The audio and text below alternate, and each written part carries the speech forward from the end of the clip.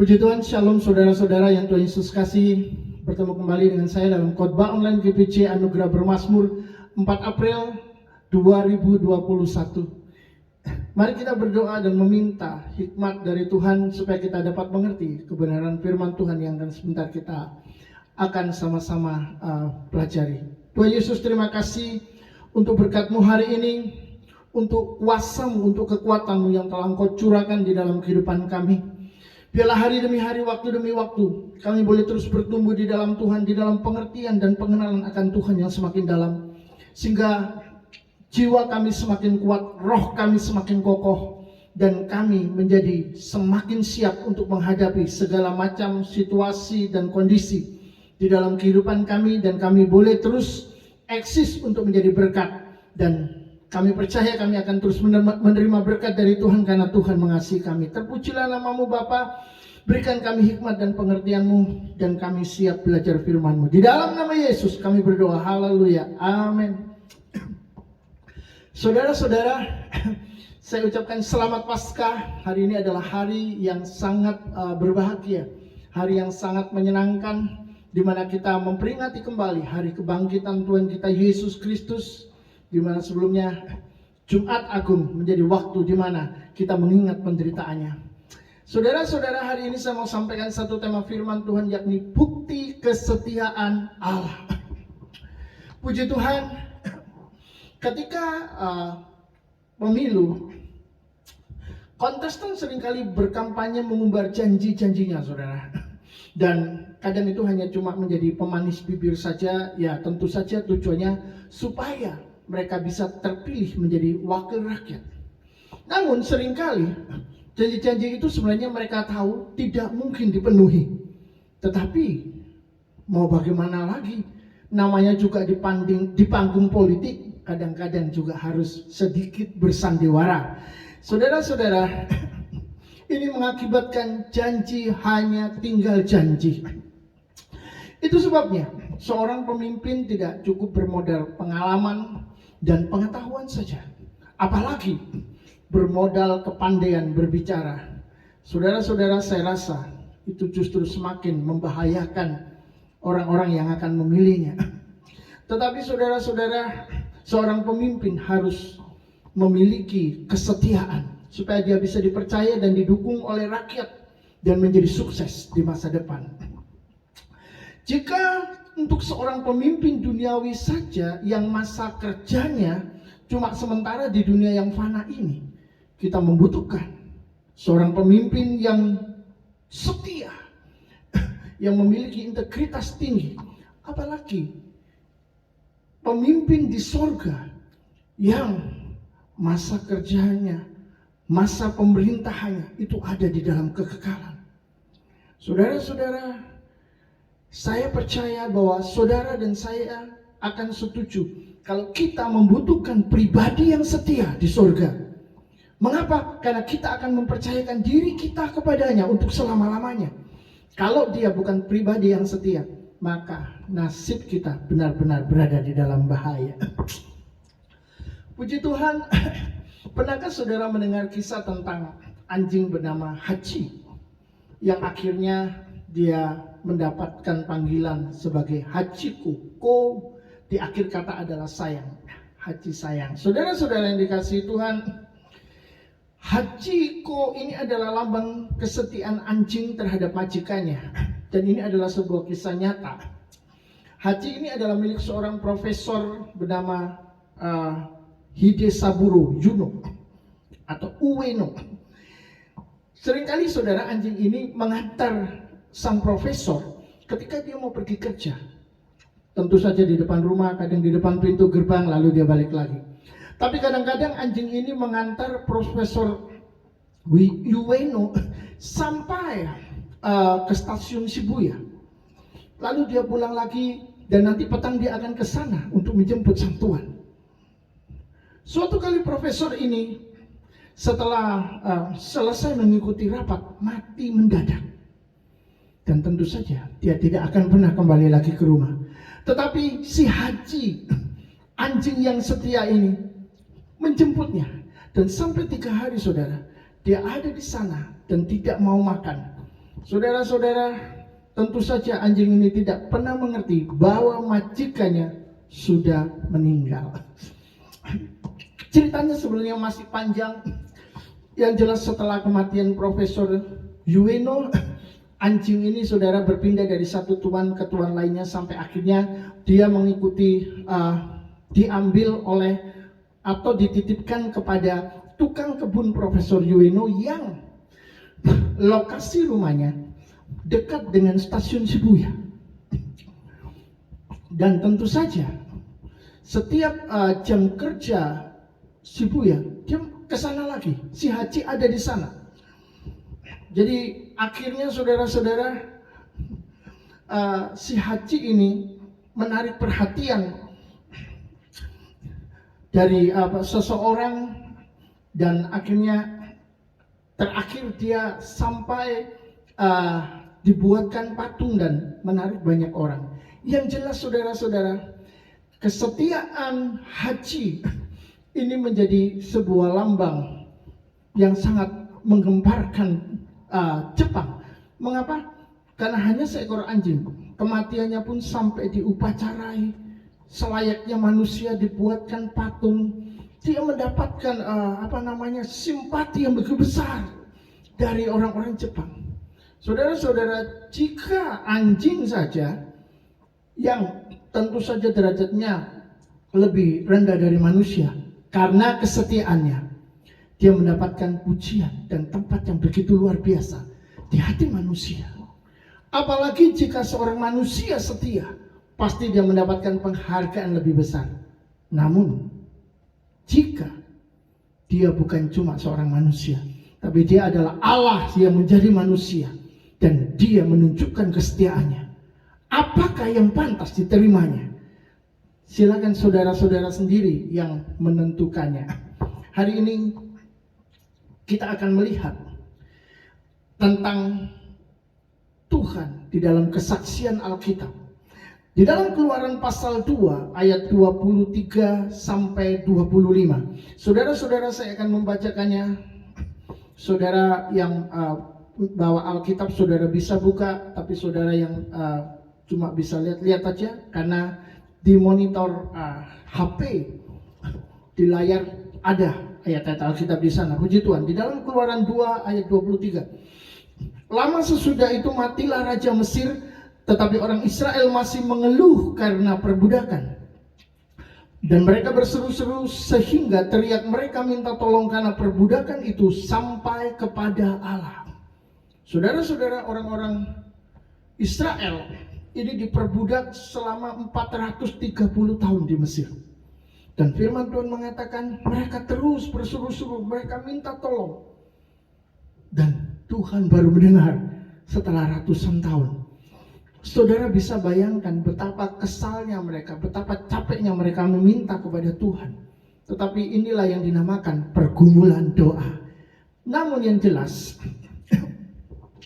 di dalam ayat yang ke-24 dikatakan Allah mendengar mereka mengerang, lalu ia mengingat kepada perjanjiannya dengan Abraham, Ishak dan Yakub. Tuhan mendengar. Ayat 25, maka Allah melihat orang Israel itu dan Allah memperhatikan mereka.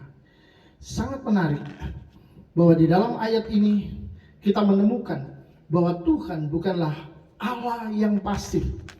Tuhan adalah Allah yang mendengar seruan doa anak-anaknya. Bahkan mereka melihat. Tuhan memperhatikan. Tuhan melihat dan Tuhan memperhatikan.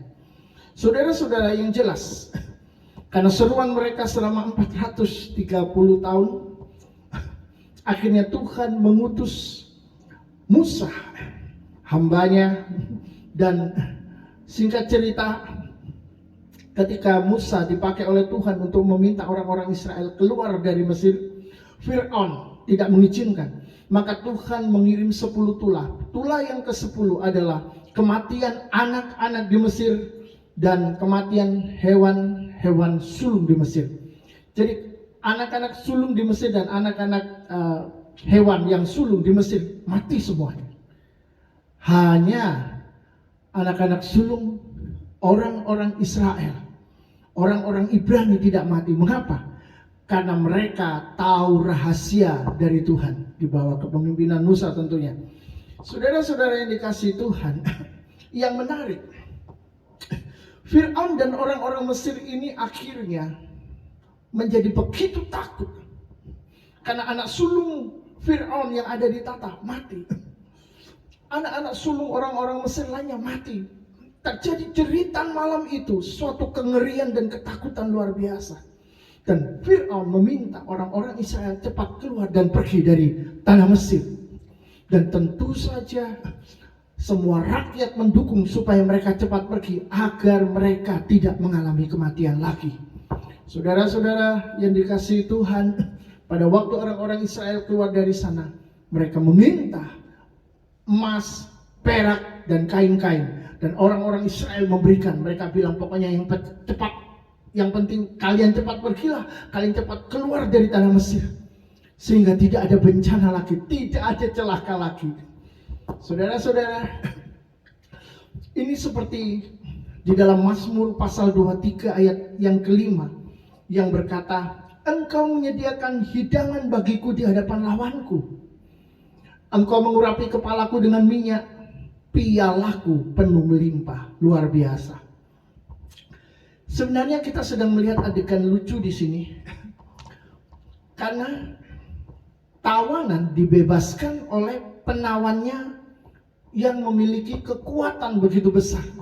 Katakanlah seorang anak kecil dibebaskan oleh orang dewasa yang menjadi penawannya dan memiliki kekuatan luar biasa. Bukan cuma itu, saudara-saudara, mereka bahkan memberikan harta mereka untuk tawanan. Jadi saudara-saudara yang dikasihi oleh Tuhan, pertanyaannya adalah siapa yang menjadi tawanan sebenarnya jika seperti ini? Bersama Tuhan semua menjadi terbalik. Kita yang lemah menjadi kuat, kita yang miskin menjadi kaya, dan kita sebagai tawanan menjadi orang-orang yang membuat si penawan tertawan sendiri di kandangnya, di rumahnya. Itu saudara sebabnya kita melihat bahwa kejadian peristiwa di tanah Mesir ini adalah peristiwa yang besar.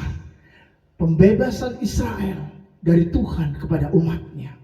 Di sanalah Paskah pertama dimulai, di mana Tuhan membebaskan umat pilihannya dari setan. Mengapa dari setan?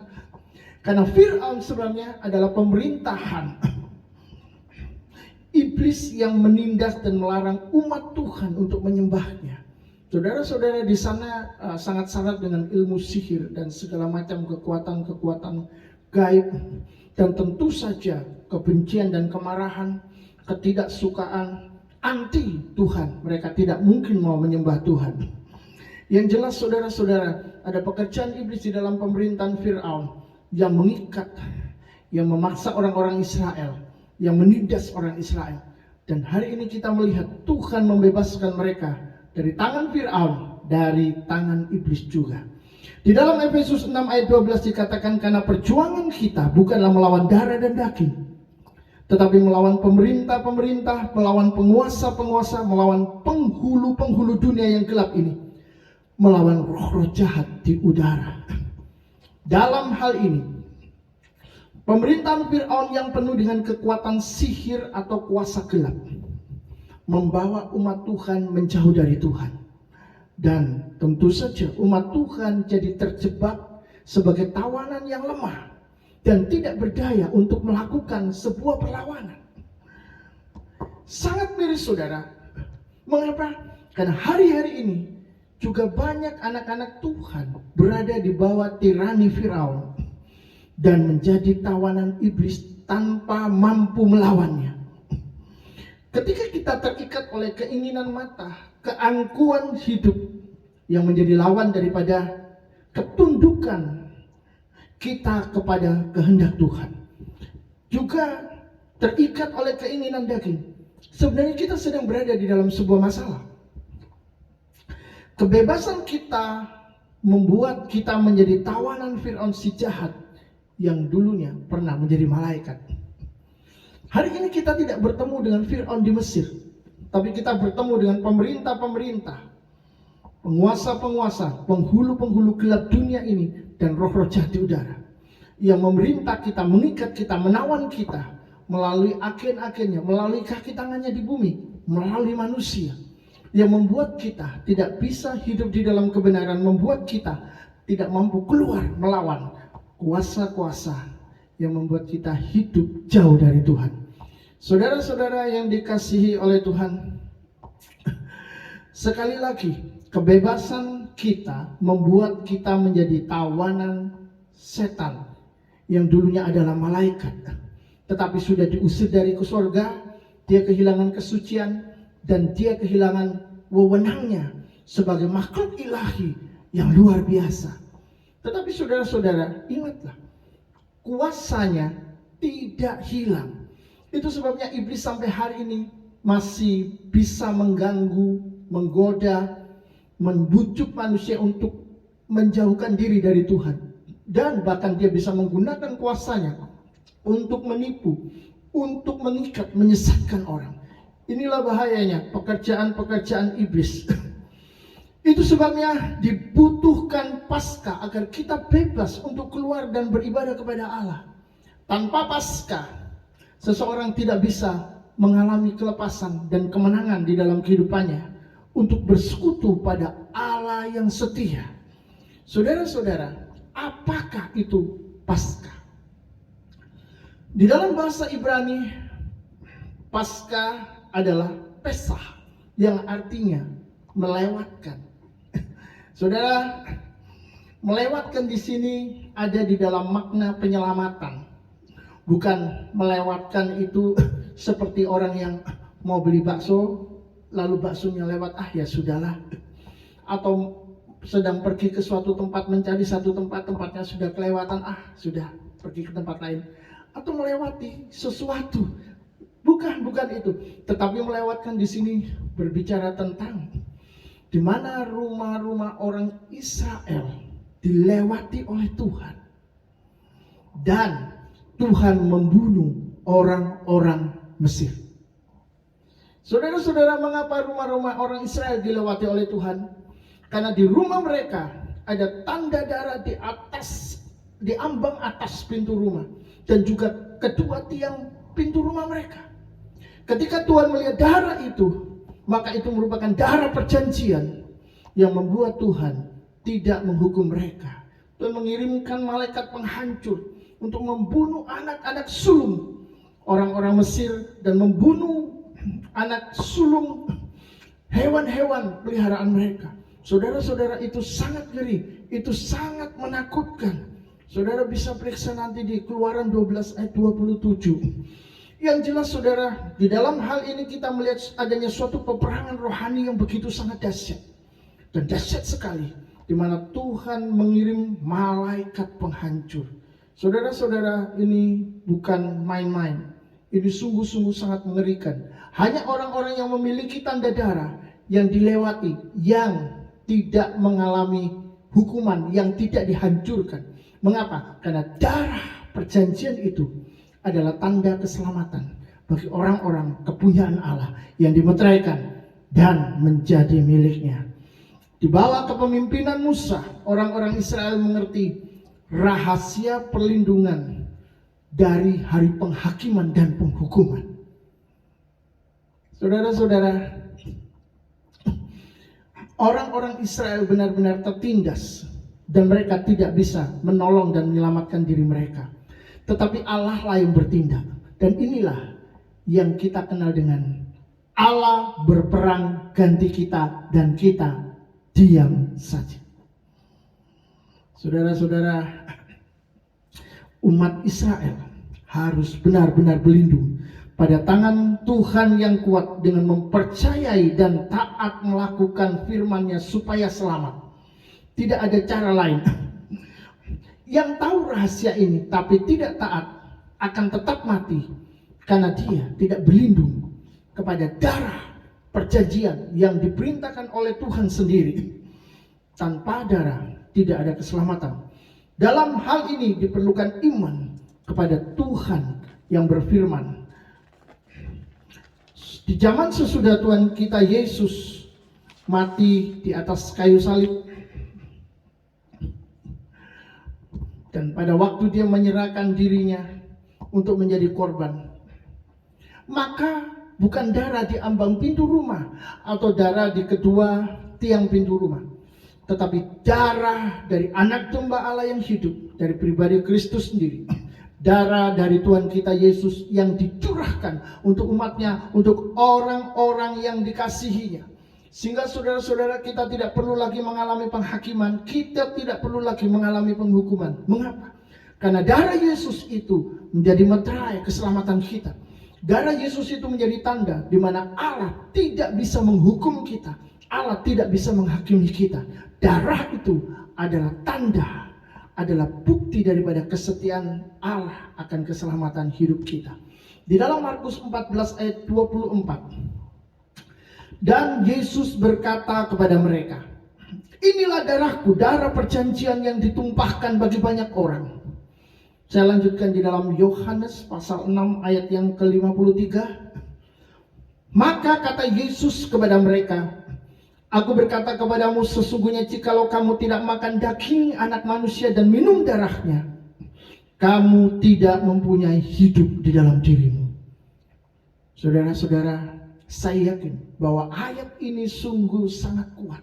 Kata-kata Yesus cukup jelas bahwa dialah yang dimaksud dengan penyelamat untuk keselamatan bangsa-bangsa. Barang siapa tidak minum darahku, dia tidak memiliki hidup di dalam dirinya. Saudara-saudara, siapa yang mau hidup di Mesir, dia harus berlindung dengan darah yang disapukan di ambang atas pintu dan kedua tiang pintu rumahnya. Tetapi barang siapa mau selamat dari penghukuman Allah atas dunia ini, dia harus berlindung pada darah Yesus yang dicurahkan di atas kayu salib 2000 tahun yang lalu. Yesus berkata, engkau harus minum darahku kalau engkau mau punya hidup, atau kalau engkau mau memiliki hidup di dalam dirimu.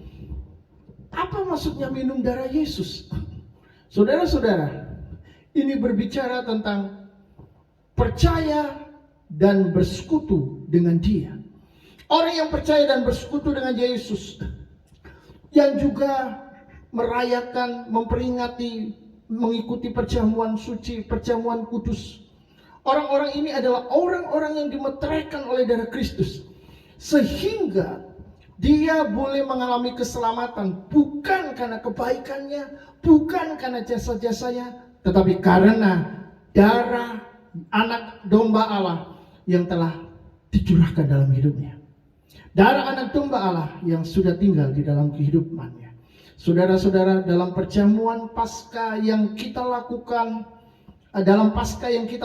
hari ini adalah Paskah untuk memperingati Tuhan telah menyelamatkan kita dari dosa. Bukan Paskah memperingati hari pembebasan orang-orang Israel dari Mesir, ya. Kalau orang-orang Yahudi masih memperingati Paskah di dalam pengertian seperti itu. Tapi kita yang sudah percaya Yesus, Paskah tidak berbicara tentang darah domba atau darah ternak, darah hewan yang disapukan di ambang atas pintu rumah atau kedua tiang pintu rumah. Tetapi Paskah bagi kita adalah Paskah di mana darah anak domba Allah yang hidup, pribadi Allah yang menjadi manusia, yang turun ke dunia di dalam pribadi Yesus. Darah Yesus itulah yang disapukan, bukan disapukan, tetapi diminum dan menjadi satu dengan kita. Oleh darahnya kita diselamatkan, oleh darahnya kita dibebaskan, oleh darahnya kita dilepaskan. Puji Tuhan. Dulu ketika kita takluk akan dosa, kita menjadi tawanan dosa dan tawanan setan. Tetapi saudara, karena darah Yesus yang sudah mengalir dalam hidup kita, justru kita dilepaskan dari ikatan, kita dibebaskan dari kuasa dosa, kita diberikan kuasa untuk melepaskan diri dari ikatan setan dan mengalahkan setan, memenangkan peperangan yang oleh setan sedang dikerjakan untuk menghancurkan dan mematahkan orang-orang percaya. Itu sebabnya saudara-saudara, kita dikuatkan oleh surat 1 Korintus pasal 10 ayat 16. Bukankah cawan pengucapan syukur yang atasnya kita ucapkan syukur adalah persekutuan dengan darah Kristus? Bukankah roti yang kita pecah-pecahkan adalah persekutuan dengan tubuh Kristus? Saudara-saudara, Paskah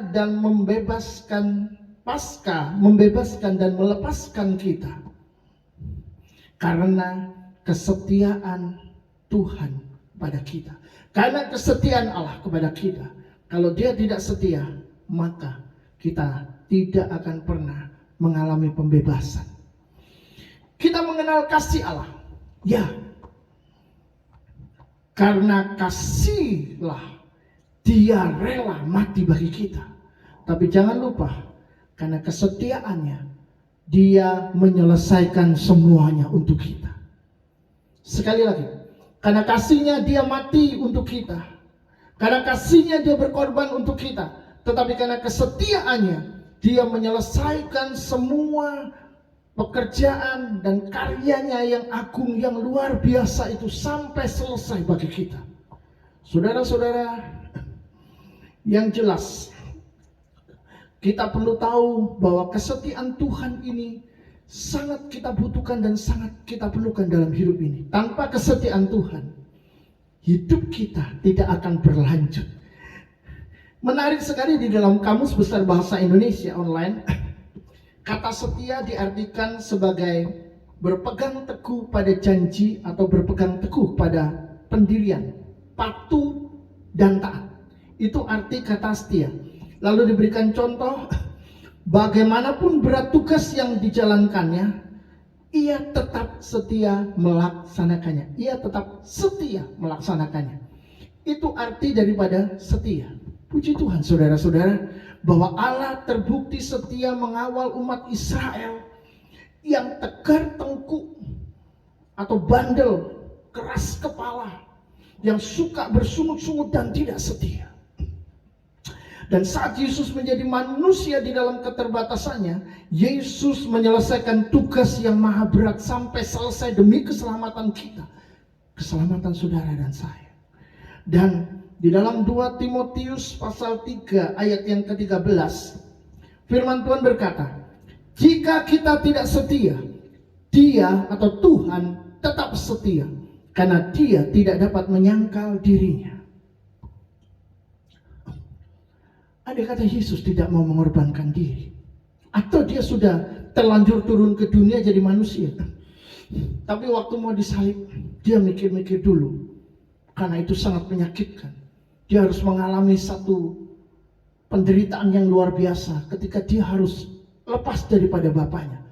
Itu adalah bagian yang tersulit, itu adalah bagian yang terberat, sesuatu yang Dia sendiri tidak mau melakukannya, enggan melakukannya. Jika perlu, biarlah cawan ini lalu daripadaku ya Tuhan, katanya.